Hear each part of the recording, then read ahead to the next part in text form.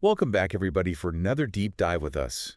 You know I love these deep dives, and today we're going to be tackling a concept that really kind of flipped my thinking about self-improvement. Oh, yeah. Yeah, it's the idea that, aiming for perfection can actually make it harder to build discipline. Ooh, that's Yeah, interesting. so get this, the source for this deep dive is actually a Reddit thread Okay. from the Get Discipline subreddit, All right. and it got really deep really fast. I can imagine. I love those. Yeah. You stumble upon these online discussions that turn into gold mines of insight. Right. So set the stage for us. Okay. What's the central argument that sparked this whole conversation? So the original poster argued that aiming for 80 to 85% effectiveness Flash. rather than 100% might actually help us be more successful over the long run. Really? And they introduced this idea of the dinosaur brain to explain why that is. Okay, I am so hooked right now. That's a great analogy. Dinosaur brain. Yeah. Tell me more. So think about our ancestors. Way back when encountering a T-Rex.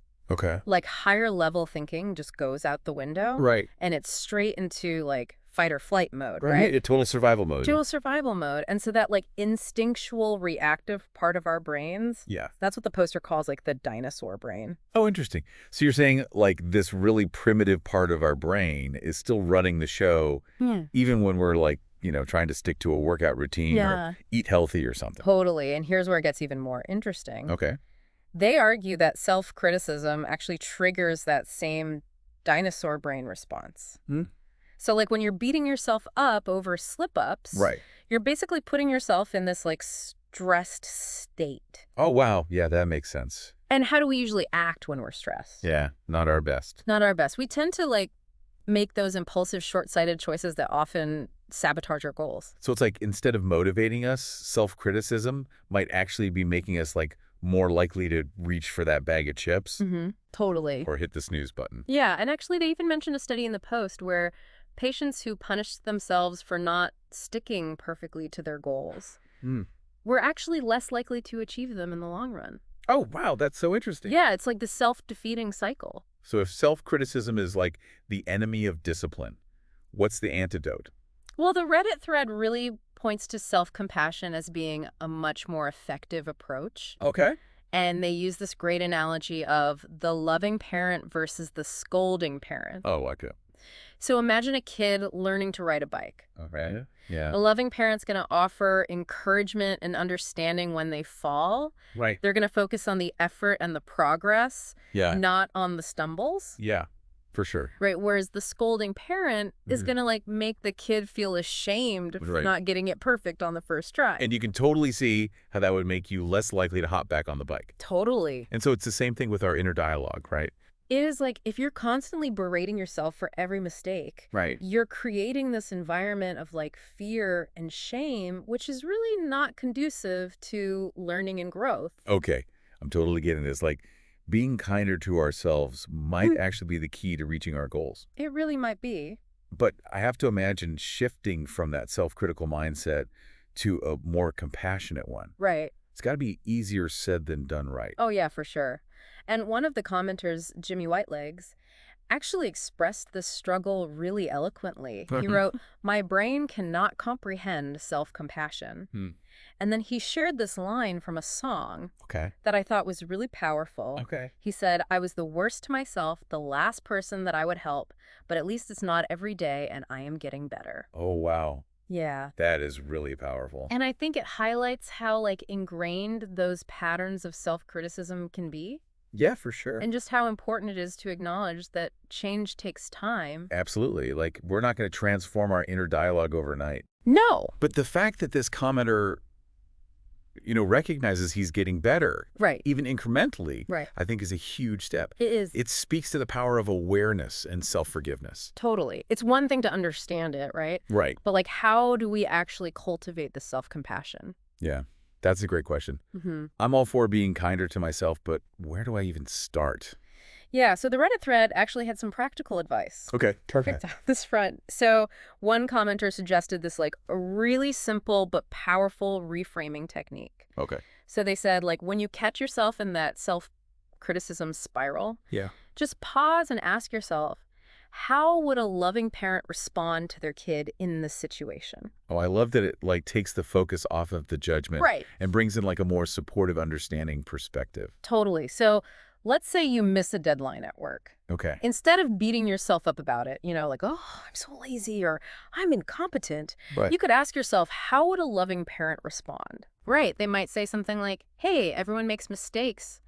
What can we learn from this? How can we make sure it doesn't happen again? That's such a different approach than, the voice that's usually in my head, which Right. is just like, you're a failure, you'll never succeed. And that kind of negative self-talk, that's exactly what triggers that dinosaur brain response. Right. It puts you in that stressed state. Totally. And it makes it harder to think clearly and like make those rational decisions. So by like adopting that more compassionate inner voice, we're essentially calming down the dinosaur brain Right. and like creating that mental space to actually learn from our mistakes and move forward. Exactly. And that's really where discipline blossoms, not from the fear and the self-flagellation. I'm really starting to see how self-compassion isn't about letting ourselves off the hook. It's more about like setting ourselves up for success in like a more sustainable way. Totally. And the Reddit thread had some other great practical tips Okay. for putting this into practice. So another commenter, the Hobby Dragon, talked about the importance of setting realistic goals. Oh, okay. So they said, instead of like those vague, do X every day type of goals, Yeah. which often set us up for failure anyway. Yeah, I've definitely fallen into that trap. Right, we all have. And then feeling defeated when I don't, do it perfectly. Of course. Right. So they said, like, focus on measurable endpoints instead. Okay. So the Hobby Dragon used the example of a workout program. Okay. So instead of like aiming to work out every single day, Right. which can be tough to maintain consistently, Yeah. they said, like, choose a program with a specific time frame, What? like 7 days, 14 days, 30 days, Yeah. and make it your goal to like complete that program. Okay, so the focus shifts from like daily perfection Mm-hmm. to overall progress. Exactly. So even if you miss a day or two, Yeah. you're still working towards like that bigger goal. Right. And it allows for flexibility, Yeah, which is so crucial in real life. absolutely. We have days where we're tired, we're sick, we have other priorities. Yeah. So it just takes the pressure off. Right, and it makes it feel a lot less daunting and more approachable. Totally. And it all ties back to that idea of self-compassion. Right. It's about working with yourself, not against yourself. Yeah, and there was another commenter, Oberon Swanson, Oh, yeah. who shared some really interesting insights about shifting our focus Good. from the quality of our actions to the quantity. Ah, yes, the actions per day concept. Yes, exactly. This one, I love this one. I'm all ears. Tell me more. Okay, so Oberon Swanson argues that sometimes just like getting things done, Yeah. even imperfectly, is more effective than like striving for that perfect outcome. Oh, interesting. And they actually drew this really cool analogy Okay. to real-time strategy games Mm-hmm. where players are often judged by their APM, Okay. so like actions per minute. Got it. So even if all the moves aren't perfect, right. the sheer volume of actions that they take often contributes to winning the game. Well, that's interesting. Right, so they're like, we can apply this same principle to our own lives. Instead of getting bogged down in perfectionism, we can challenge ourselves to just increase our actions per day. Okay. Just focusing on consistent effort rather than flawless execution. I love that because especially with tasks that feel overwhelming,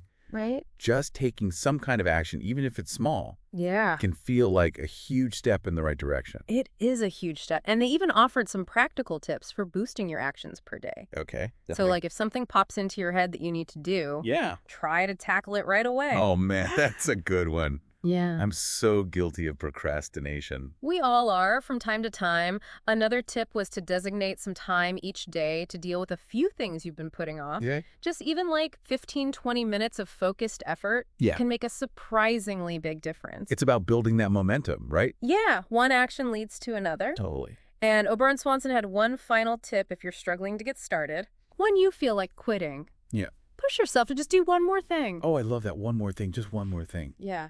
I love how simple and actionable that is. Yeah. Okay, so we've got setting realistic goals, increasing our actions per day. What other gems did this Reddit thread unearth?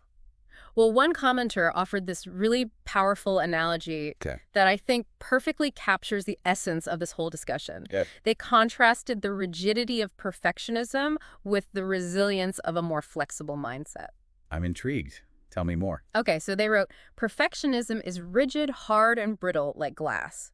You want to strive for steel strong, can take a punch without breaking, and it bends if it needs to. Wow, that's such a brilliant way to visualize it. Right. It really illustrates the power of adaptability and resilience. It does, because perfectionism is like building a house out of glass. Hmm. It might look beautiful at first, Right. but it's incredibly fragile and easily shattered. Yeah. But if you build with steel, Yeah. you create something that's strong and adaptable, able to withstand the storms of life. Oh my gosh. This is like making me rethink my whole approach to self-improvement. Yeah, It's not about trying to be perfect. right. It's about cultivating that inner That's- strength and resilience. Yeah, That ability to like bounce back from setbacks without losing sight of the bigger picture. exactly. And remember, building that kind of resilience takes time Hmm.